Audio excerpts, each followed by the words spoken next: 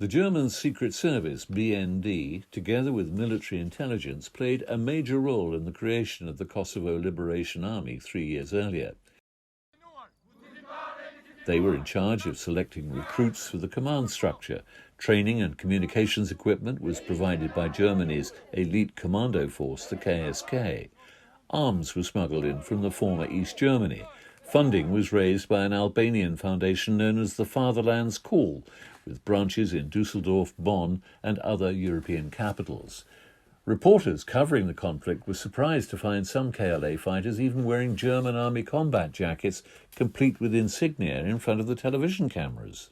Despite this degree of involvement and intervention, Germany's Minister for Europe, Michael Roth, recently complained about the forces of nationalism in the Balkans, forces which his own country did so much to unleash. The ethnic dividing lines in the country are still deep to this day. This is due not least to leading politicians who too often seek to divide rather than reconcile. The fact that there is still no national law criminalizing the denial of war crimes speaks for itself. Those who unashamedly reinterpret historical facts, who neither refrain from worshipping convicted war criminals nor denying the genocide in Srebrenica, deepen these rifts. Targeted interference from abroad often exacerbates the agitation in question. Yet the common ground, the shared worries and needs, the desire for a bright future in a European Bosnia and Herzegovina should be in the foreground. Targeted interference from abroad, particularly Germany, was precisely the problem. Serbia, the traditional enemy, is now successfully branded the pariah of the new European order.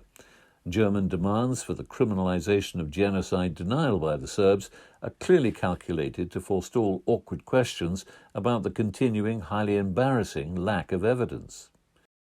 In 1992, the distinguished journalist and Balkan specialist Nora Beloff wrote in Die Zeit that the Western powers should be promoting reconciliation between the warring groups and abandoning the policy of confrontation, which it seemed to her was leading to perpetual civil war. In a subsequent article, which the Germans declined to publish, Beloff concluded, "The restoration of peace depends first and foremost on a reconciliation between Croats and Serbs in which neither would be humiliated and in which the blame would be fairly shared. Perhaps a change of foreign minister will see a more balanced policy." The lasting historical guilt of Germany itself for crimes during the Second World War is constantly being sanitized or simply forgotten.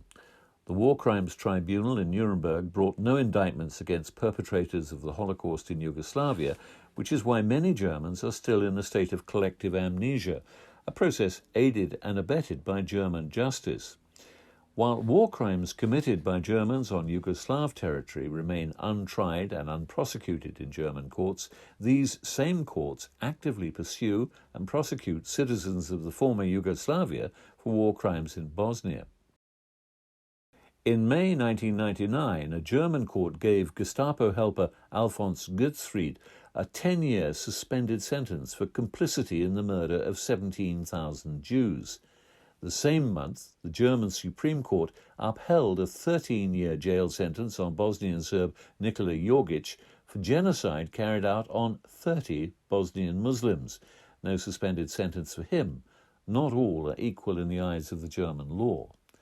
This gross injustice and double standard for Serbs is all the product of a successful lie made possible by a massive propaganda campaign. This promoted the myth of an unproven massacre at Srebrenica, which then became the basis of a still unproven campaign of genocide.